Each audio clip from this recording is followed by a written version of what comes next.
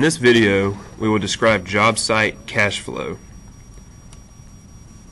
This presentation will clearly depict the cash flow sequence throughout a construction project.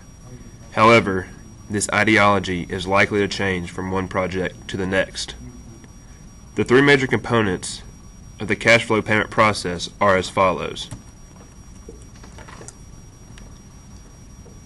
First, we'll discuss how the general contractor is paid from the owner. The contractor evaluates cost and work performed during the pay period. Then a pay application is derived and sent to the owner, a bill. Once the owner approves the bill, he will deduct retainage, then issue payment. The contractor is paid. Now he has obligations to satisfy. When he pays subcontractors, there will be retainage held for various reasons, but mainly they held some of mine, I hold some of yours principal. This process is perhaps better understood from the following graphs. To demonstrate Jobsite cash flow, we have created a chart relating time and money for a $210,000 project lasting 4 months on Auburn University's campus. For this project example, the owner will hold 10% retainage from the GC. Likewise, the GC will hold 10% retainage from the subcontracts in order to shift the risk. The general contractor will also be doing 20% self-performed work, while the subcontract is 80%. As you can see on the chart, there's a blue S-curve that represents the general contractor's earned value for the project. The line gets its shape from its typical nature of the construction process, where there is a spike in dollar value during the middle third of the project due to the structure and major mechanical components. Here we have the spreadsheet representing the job site cash flow. For month 1, you can tell that the earned value is $30,000, which was represented on the S-curve that we looked at just recently.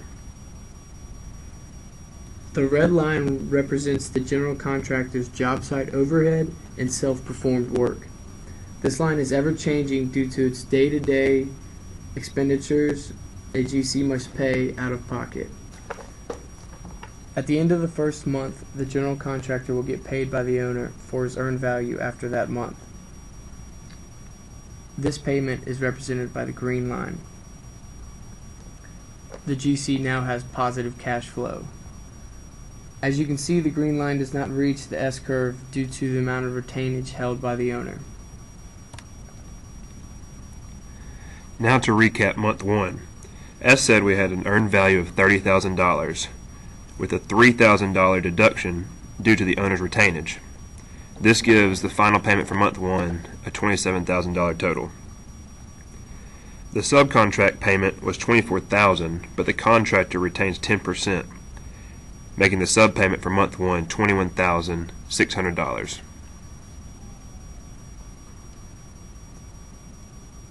As the second month approaches its halfway point, it is now time to pay the subcontractors. The vertical red line now indicates the payment to the subcontractors. This now shows that the general contractor has a negative cash flow balance. As you can see, at the end of the second month, the general contractor will be paid by the owner and now retains a positive cash flow balance. But it is not till the end of that month where he is paid for his earned value that he receives a positive balance. Here we are back at the spreadsheet for month 2. For month 2, we had a $70,000 earned value with a $7,000 deduction due to the owner's retainage of 10%. Giving us a cash inflow of $63,000. The subcontract total was $56,000, but due to the $5,600 retainage, the sub payment for month 2 was $50,400. Now we jump ahead to the end of the job. As you can tell, we have gone through 4 months.